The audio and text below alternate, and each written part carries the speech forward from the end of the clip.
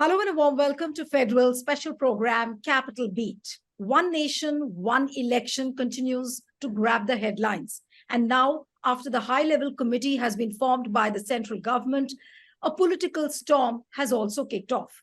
Now, the opposition leaders have not only dissented on the panel's composition, but their opposition also is on the fact, the manner in which the notification was worded. The notification said that in the self-interest, it is desirable to have simultaneous elections. So that is one point on which the opposition parties have strongly opposed one nation, one election idea.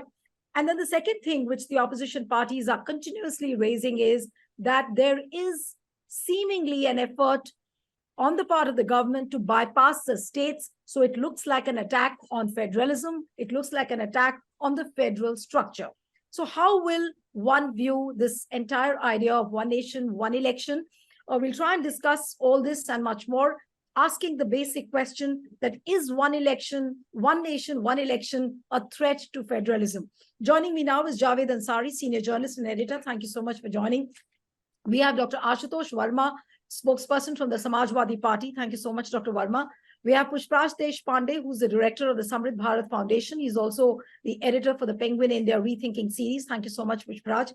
And I'd like to begin with Dr. Ashutosh Verma.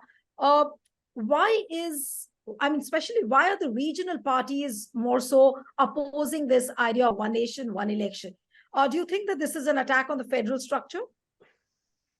So, Nunu, there are two questions right now.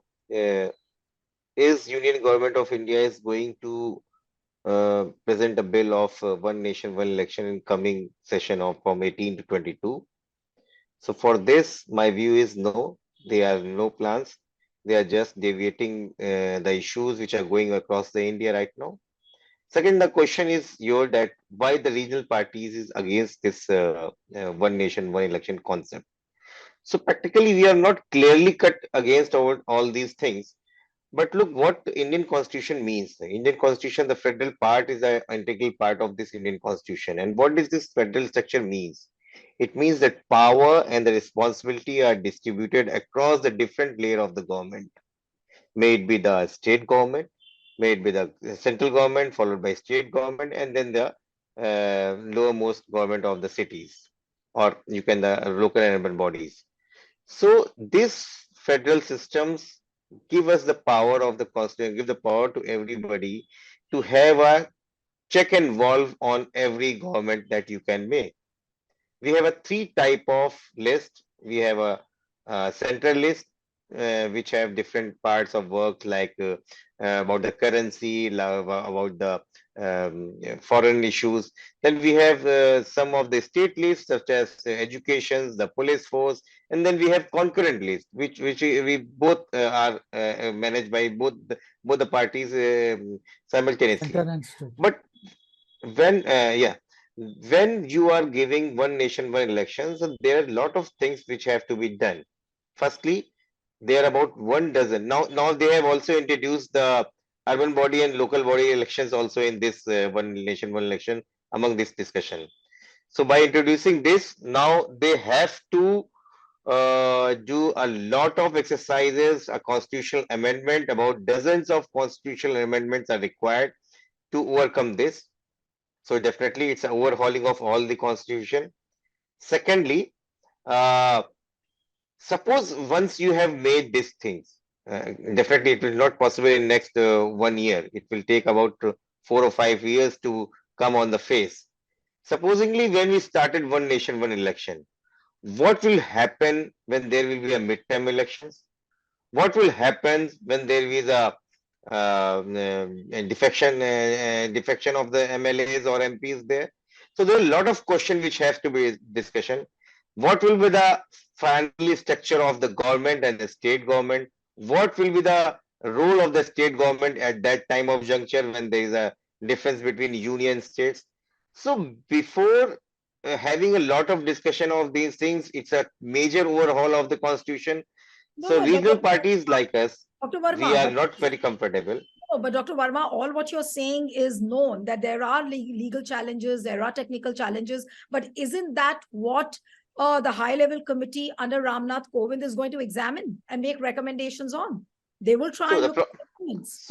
so the problem is really they have not made a commission, because when you form a commission, it is a government commission, and you have to pay. You have to put a person which have a high authority, and from the person like Ramnath Kovind, who is the ex-president, he can't be a head of this commission.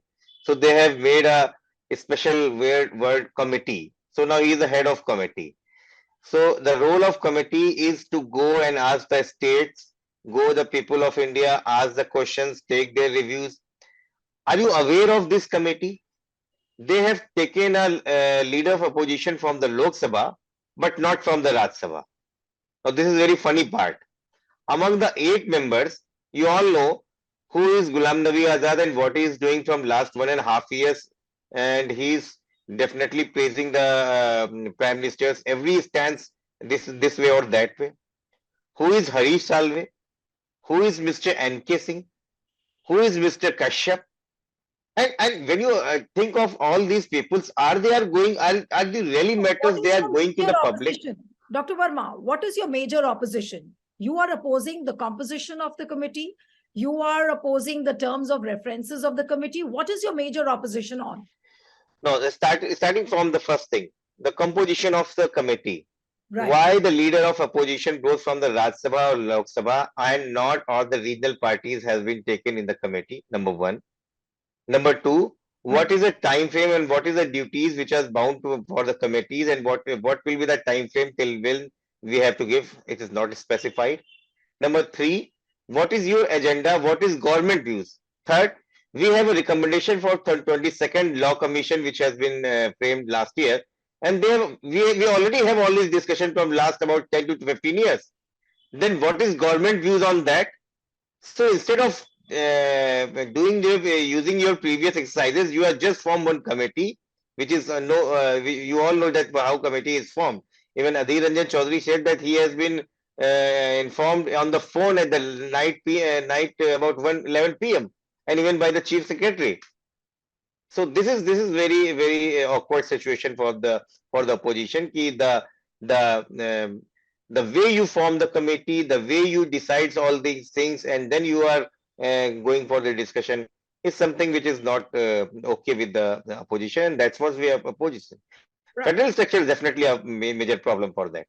No, but okay. So I'll come back to you on that. But your major problem is with the manner in which BJP is trying to bring in this committee and the manner in which they have approached this whole issue. Let me come to Pushpraj now. Pushpraj, why are the opposition parties continuously saying that there is an effort by the government to completely bypass the states to attack the federal structure? Do you think that this is going to attack the federalism? Hi, Neeluji. Don't you think it does? Taking from what our informed colleague here is saying, there is no one from any state government who has been consulted or is going to be consulted. No party has, the process of the committee also does not include anyone in this entire exercise. The LOP of the Lok Sabha declined for obvious reasons and legitimate reasons. They didn't include Rajya Sabha, this thing. They didn't include 27 parties from the India parties who represent 60% of India. So basically, both electorally and politically, you have excluded the majority of India's population from this hugely disruptive exercise. So in that sense, to answer your immediate question, yes, it is anti-federal and it is anti-national in this sense. Now, before we move on, please understand the ideological and political rationale behind the BJP government spearheading one nation, one poll. Politically, it's obvious that they fear losing multiple states, corporations, and Zilla Panchayats. So the BJP is resorting to its tried, although frankly is becoming very tired, toolkit, which is to get every MP, MLA, municipal corporator, and Sarpanch elected on PM Modi's name. Now, if you think about this, this shows how desperate the BJP clearly is. Clearly, their legislators haven't performed well, which means that they're going to lose. There must be also heavy anti-incumbency against BJP-ruled states, which is why they feel that the only option they have is to ask for a vote on PM Modi's name. Secondly, anyone who's been closely studying the BJP will be acutely aware of their ideological proclivities. If any other government were ruling out one nation, one poll, I and everyone else would have argued that it's just an administrative exercise with fairly sanguine intentions. But when the BJP is doing it, it's very obvious that one nation, one poll will be followed by one nation, one leader, one party, and one ideology. I mean, they have continuously said that that is their ultimate goal. So why would you not object to this undermining of the constitutional idea of India? This is a very clear attack on this. Normatively, please understand, this is not just a la-di-da political exercise that just just tinkering around with abstract notions. This in a very real sense disenfranchises all of us because it undermines our choices and our agencies. It reduces accountability and transparency in governance. Let me explain why. Today, food prices are very high. If there is mass hunger or mass deaths like in COVID, the government is forced to calibrate its policies, its policies to ensure it is seen to as sensitive to the needs of the citizenry. But with one nation, one poll, there is no threat of accountability, especially for this government. The Sahenshah can do whatever he wants, when he wants it, how he wants it, and there's nothing we the people can do about it. Thirdly, look at the procedural lapses, which I do want to point out a couple of points, which to add on to what our informed colleague said. 3 government committees before this have already rejected the concept of one nation, one poll. Secondly, if the BJP was genuinely serious about this, would it not make sense to include an election commissioner in this committee? Not a single election commissioner, not a single chief election commissioner has been included. We've had fantastic ECs, JM Lingdo, SY Qureshi, Ashok Lavasa, who are experienced and can genuinely guide this committee, but they've not included them. Secondly, as I've already said, they've not included any parties or any state governments. Lastly, I just want to make this last quick point. The BJP has offered 2 main arguments in spearheading one nation, one poll. They've argued that it will save money. This is complete bunkum. Think about it. Between 2014 and 2019, and this includes the 2019 general election polls, 5,500 crores was spent in conducting elections. That's less money than what Prime Minister Modi spent on his personal publicity in 8 years, which was 6,491 crores. If fiscal prudence is the main criterion, the only thing the BJP has to do is stop doing this incessant publicity of its prime minister. And the second thing is, the other main argument is that they put forth is that multiple elections disrupt the development process. As a thought experiment, let's assume it does, just for a moment.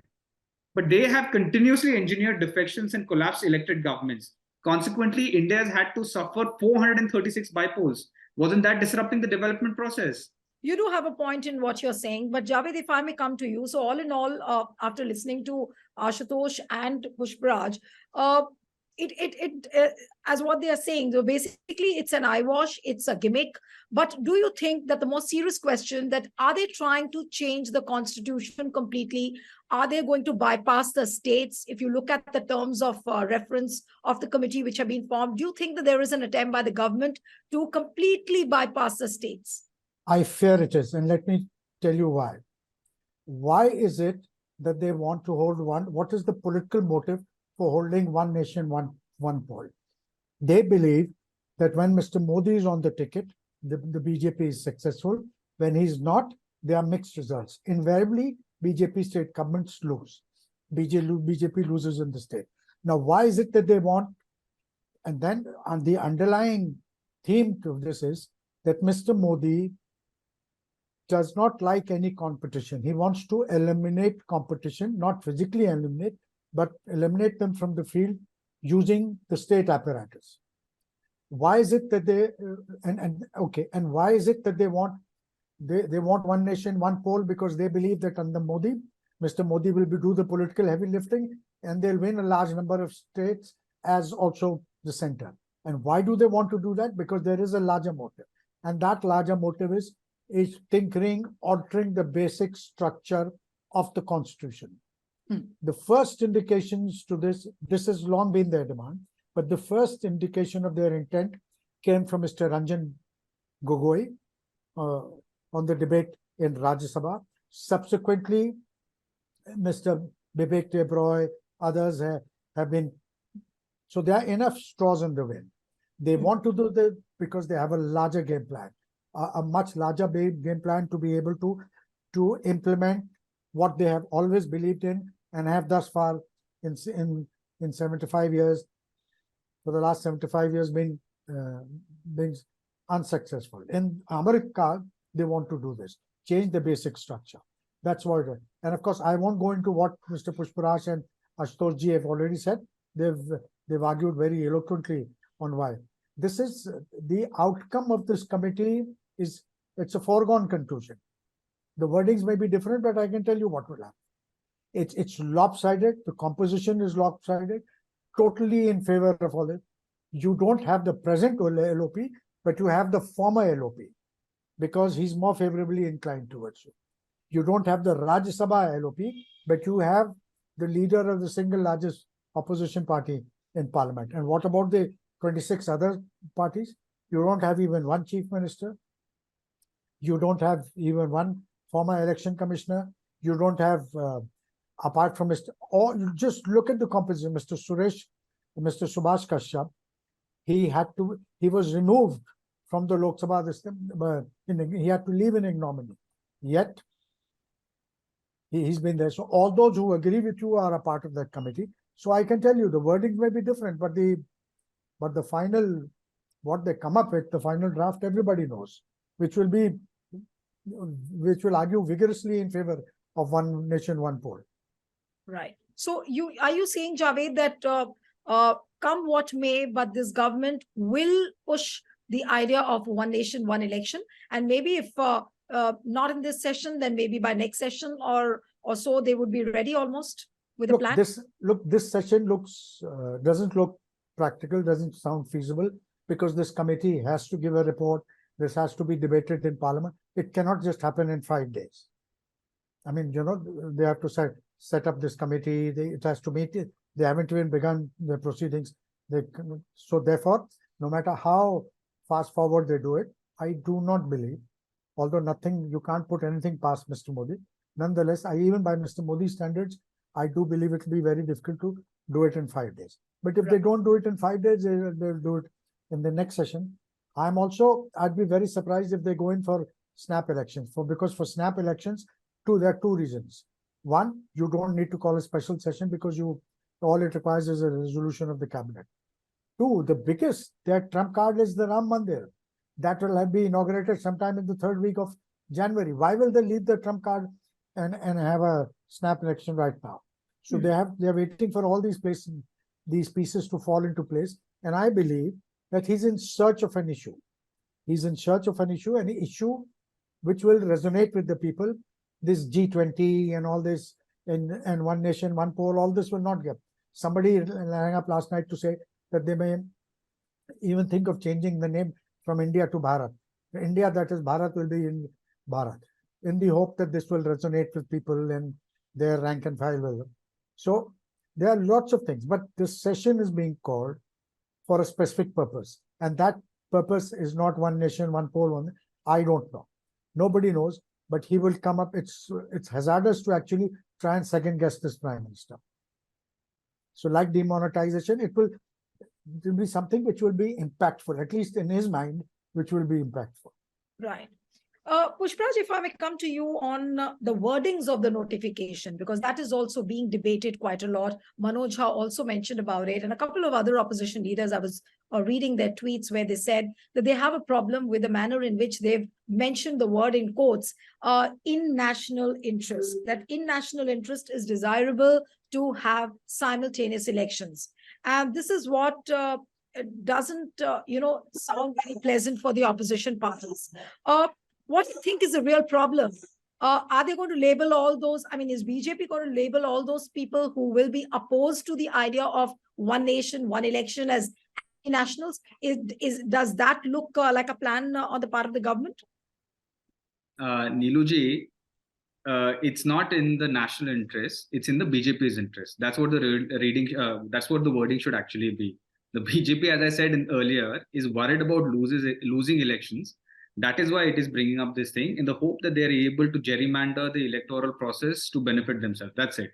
If they were genuinely interested in the national interest, then why don't they spearhead one nation, one income, or one citizen, one job, or one student, one quality education, or forget all that, one nation, one territory? They've still not said anything about China undermining our territorial sovereignty or any of those millions of things that Indians desperately need today.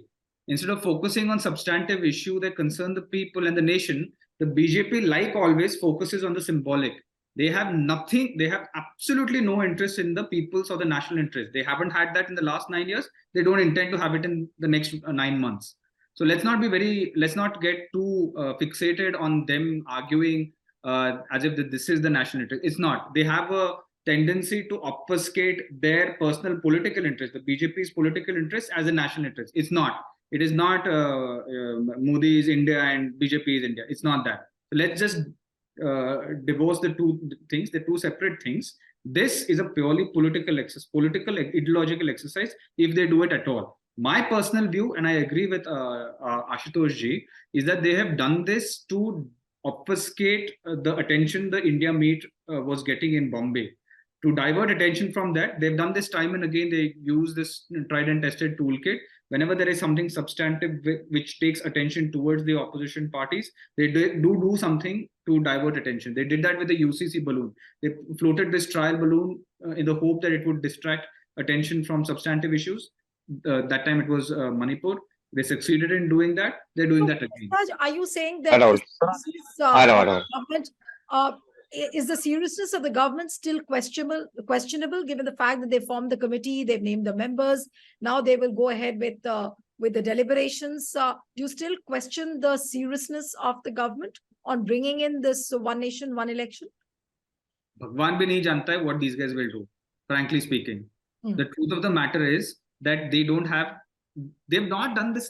This committee is like a complete bogus committee. They've not, if they were genuinely serious, as I said, they would have had election commissioners. They would have had someone from the finance department. They would have had someone from the finance ministry, that is, I'm saying, the secretary. They would have had someone from the opposition parties, not one, multiple people. They would have had CMs included. They would have been a completely, this exercise would have been a very different exercise, and it wouldn't have happened 9 months before the elections, the general elections. It would have happened much before. And the point is, it would have been far more inclusive, far more consultative. They're doing this as a knee-jerk reaction to divert attention from something serious. Assuming they do this in the special session of parliament, which is what people are fearing.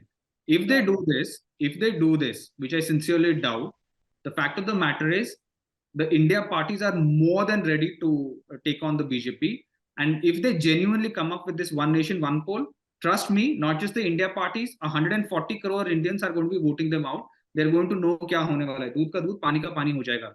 Right. One question more, Pushparaj, and then I'll come to Ashutosh. I think he has to go also. But this ratification by 50% of the state assemblies, that is also a sticky issue. Now, do you think that the manner in which the terms of references have been worded, and obviously they have to bring in constitutional amendments, how will they get the ratification done, given the fact that there are 11 states where you have an opposition government? Now, will ratification be an easy exercise, or is that going to be a big hurdle which the BJP government will face?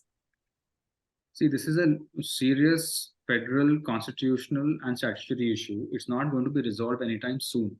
Frankly speaking, it is going to be a long, tedious process, and they can't straitjacket any state into taking decisions that they don't want to. Forget about these 11 state governments that you are saying are ruled by opposition rule states.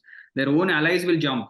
Let them bring about this amendment. BJD, YSRCP, TRS, their so-called this thing, the whole of Northeast, they will all be up in arms. Even their own, even in Uttar Pradesh, Ashutosh might be able to shed light on this. I'm sure Yogi Adityanath ji will also form a different party and jump from this.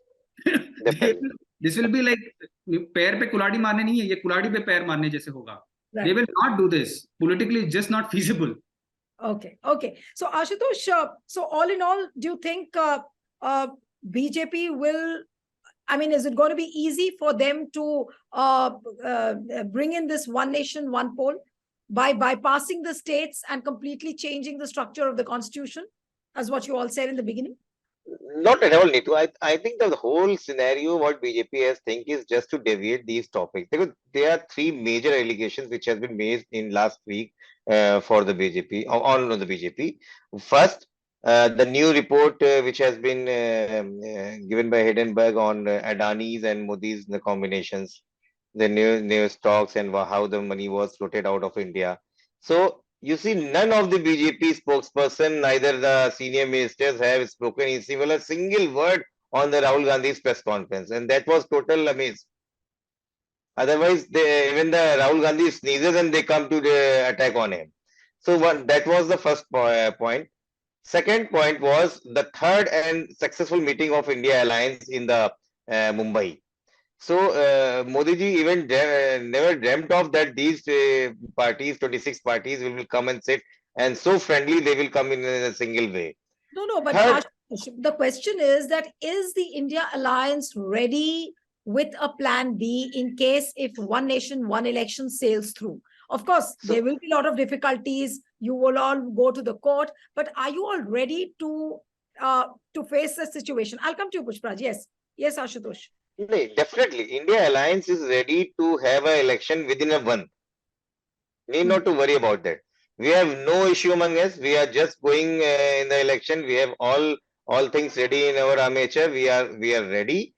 The day he announced, we will go in the election as soon as possible. Maybe it's one nation, one election, or any type of election, or 20 or prepone elections. India Alliance is completely ready, and now only the candidate has to be announced, and the exercise which has been left.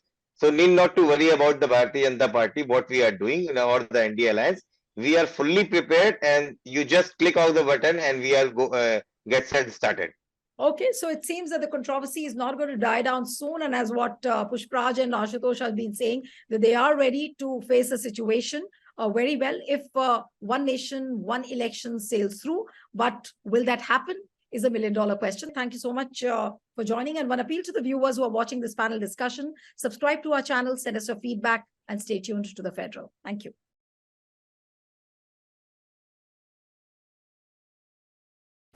Subscribe to the Federal's YouTube page for more news and updates.